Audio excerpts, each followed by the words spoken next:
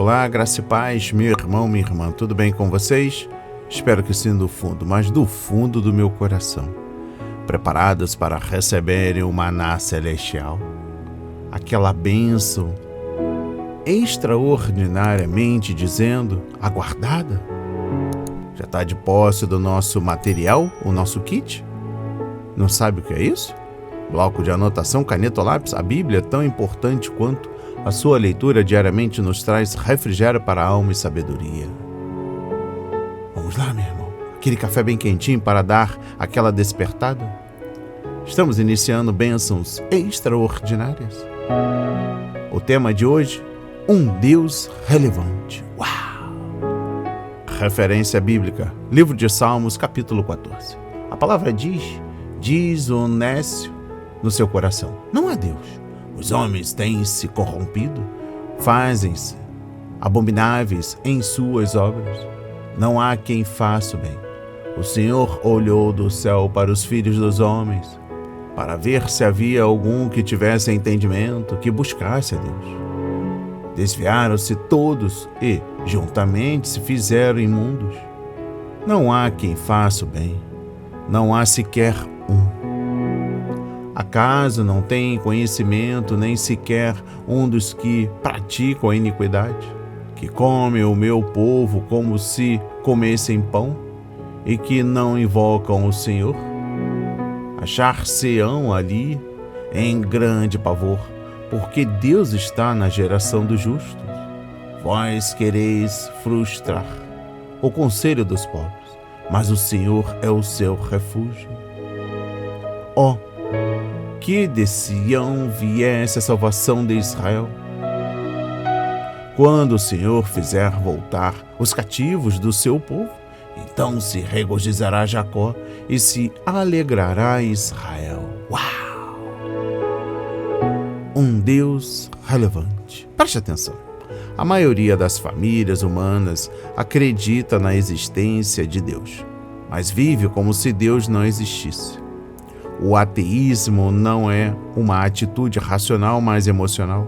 É no coração, não na razão, que o homem nega a Deus. É uma atitude prática que atende às conveniências de quem não quer ter um Deus a quem prestar contas de seus atos e pensamentos pecaminosos. Carson diz que, no versículo 7, é uma súplica para que a experiência de ver Deus presente na família dos justos não seja uma realidade passageira, mas uma experiência permanente. Não devemos nos impressionar com os argumentos do ateísmo, mas devemos, isso sim, alegrar-nos com a nossa fé e viver cada dia confiando na graça. Não somos salvos porque somos melhores do que os ateus, mas pela graça do Evangelho. Vivamos essa graça como famílias cristãs, porque o mundo ateu pode contradizer todos os nossos argumentos, mas não pode contradizer o nosso viver. Pais cristãos devem orar e instruir seus filhos na palavra para que cada um deles seja uma vida que testemunha do poder de Deus. Meu amado irmão e irmã, dentro da mensagem de hoje, um Deus relevante, é mencionado o versículo 7. E eu gostaria de me deleitar nesta reflexão. O suspiro e a exclamação de Davi, ó, que a salvação de Israel viesse de Sião. É citado por Paulo em Romanos 11. Ele cita este versículo para provar que todo Israel será salvo quando chegar à plenitude dos gentios dentro, como ele primeiro argumentou em Romanos 11, versículo 25. A citação que se segue não é um suspiro como aqui no Salmo, mas uma certeza. Ele cita, o libertador virá de Sião. Romanos 11, versículo 26. Paulo torna conhecido em Romanos 11 o mistério de que Israel foi rejeitado por Deus, mas também será aceito novamente por Deus. Isso então diz respeito a um remanescente, porque os tolos, isto é, a massa incrédula, foram todos julgados. Este remanescente é todo Israel. Como este novo Israel, Deus continua depois que chegou a plenitude dos gentios. Esta última expressão significa que o testemunho cristão na terra cumpriu o tempo do seu testemunho, chegou ao seu fim. Deus teve que cortá-lo porque não permaneceu em sua bondade.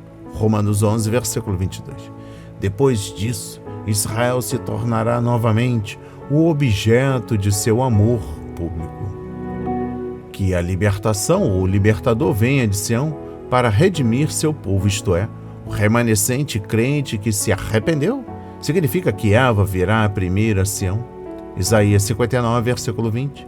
Isso acontecerá em sua segunda vinda, que é o seu retorno à terra. Então, ele deixará seu povo cativo, retornar da dispersão e de todo o povo. As 2 e as 10 tribos estarão sob um rei e um pastor na terra. Ezequiel 37, versículos 21 a 25. Ele trouxe uma virada em seu destino.